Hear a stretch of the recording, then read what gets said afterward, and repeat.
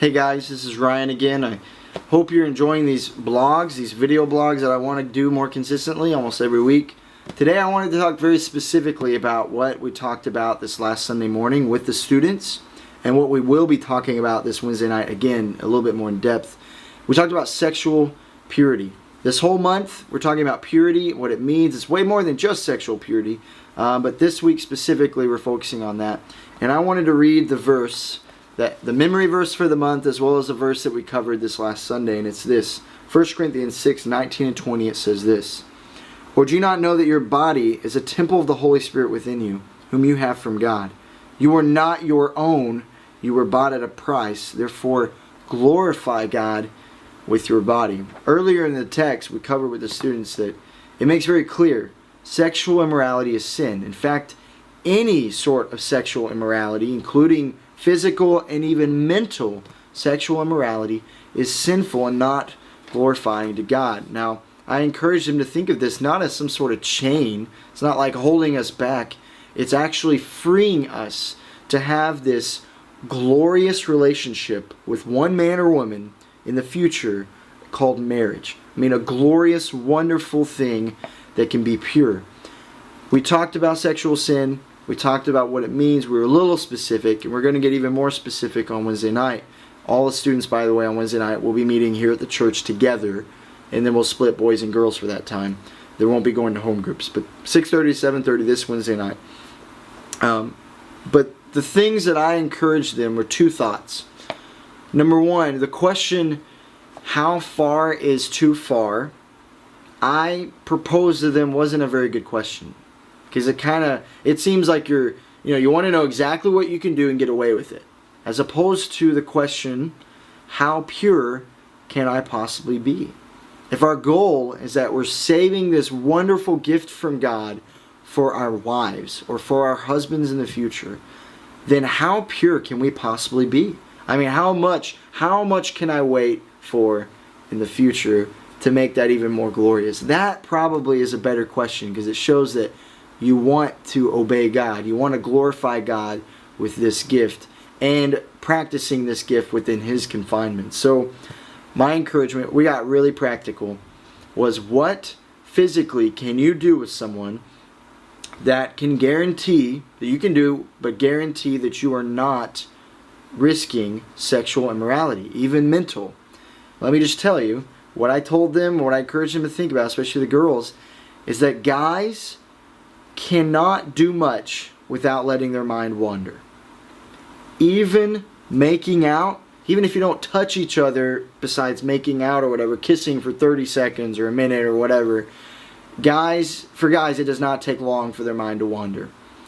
I mean, I pretty much guaranteed the students, I told them, all the girls, and I'm sure all the guys agree, you cannot make out with a guy without the guy, his mind wandering and thinking thoughts that he should not.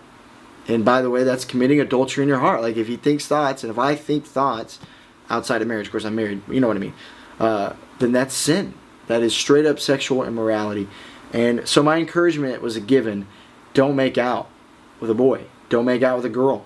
Because you're putting at risk doing more. And not only that, but you're already probably causing one or the other to sin.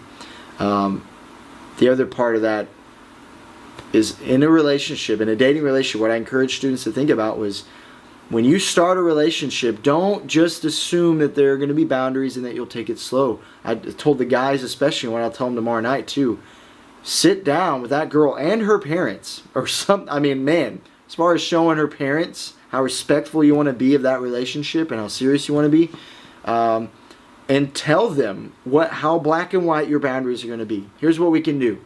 We can hold hands, and that's it for now. If you're young, and maybe if you're older, you don't sit down with their parents, tell your girlfriend or you're about to date, tell them, hey, all we can do is a quick kiss to say bye or hello. Okay? That's about it. Because I want to show you that I love you or like you or whatever in many other ways. I don't want you to think that. Now, for the girls, I encourage them, if that's not enough to keep a boyfriend, like if the boy, I need these things or whatever, you need to dump him.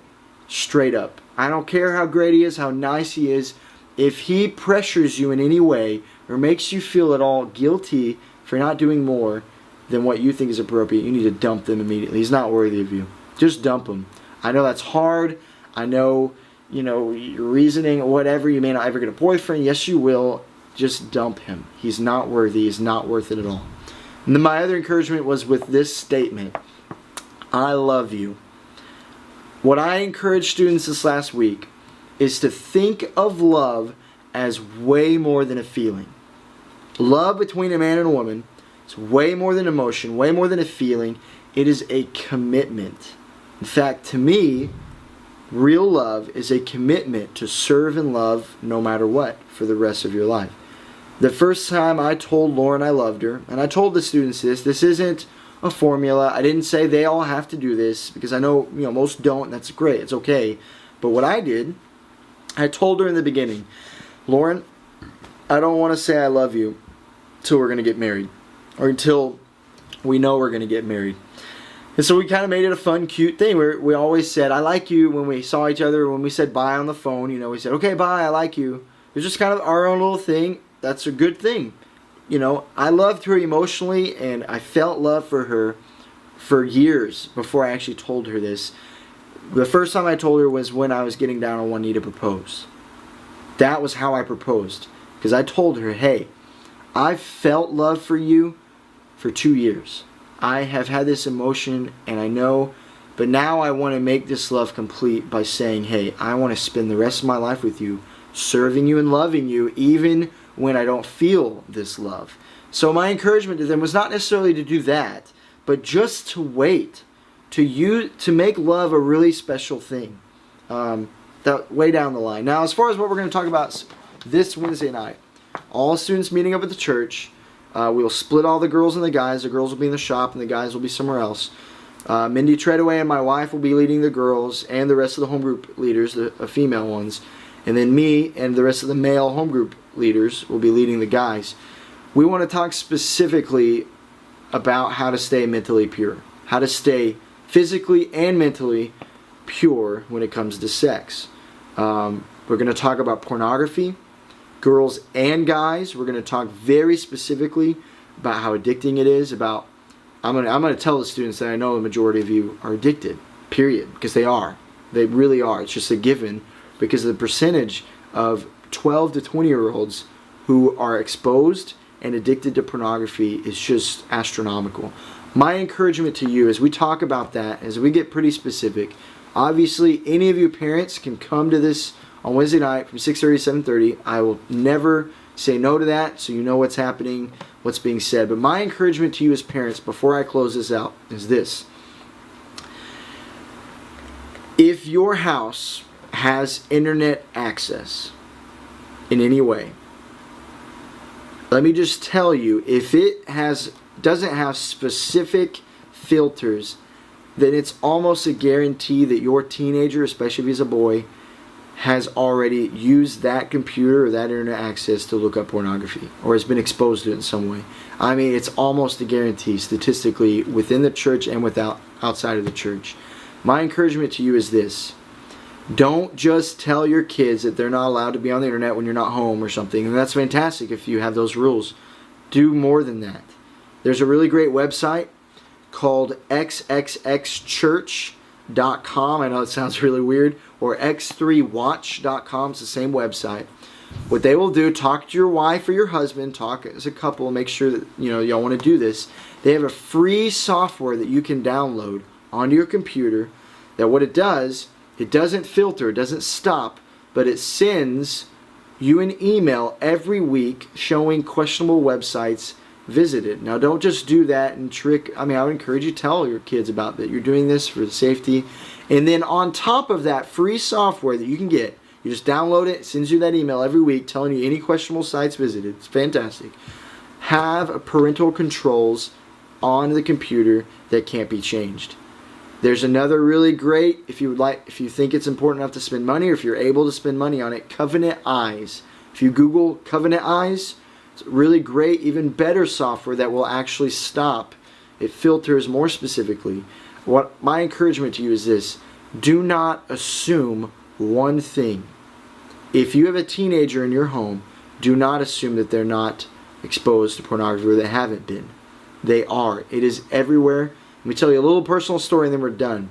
The first time I was exposed to pornography was when I was 11. I had just turned 11, just finished 4th grade, going into 5th grade. I had a slumber party kind of thing with some buddies of mine at one of their houses. And my parents knew them well, by the way. They did. They knew them well. My parents were the best parents in the world. But I went there, and we weren't just exposed to it. Obviously, they had internet access, but we were actually given a DVD by this friend of mine's dad. Given a DVD, pornographic DVD, to watch because I guess he thought, we're becoming men going into 5th grade. My encouragement, I have the best parents in the world. Okay? It wasn't their lacking or anything. My encouragement is just to be aware that most likely your kids have already been exposed to pornography. Do whatever you can to protect them. Not only that, but do whatever you can to open a dialogue with them about spiritual things. You're not going to talk to them openly. They're not going to open up with you about sexual issues immediately at all. But opening up a dialogue will, in the future, give you more of a chance of having an opportunity to talk to them about these sorts of things. Don't let it stand idle. I encourage you to come this Wednesday night if you'd like. Boys and girls will be split up. I just want you to be aware of what's happening and be encouraged that we're not ignoring these issues. I hope you realize that we're not exposing these students to things that they've never been exposed to. We're addressing them where they've already been exposed. Just guaranteeing it. We're talking to them about something that they hear about all the time at school, that their friends are doing and that maybe even they are doing. And we want to address it. We want to be on the forefront and say, hey, this is what God has in store for you in the future within a wonderful, glorious relationship called marriage. We want to encourage you to make a commitment. That's what we're doing with our students.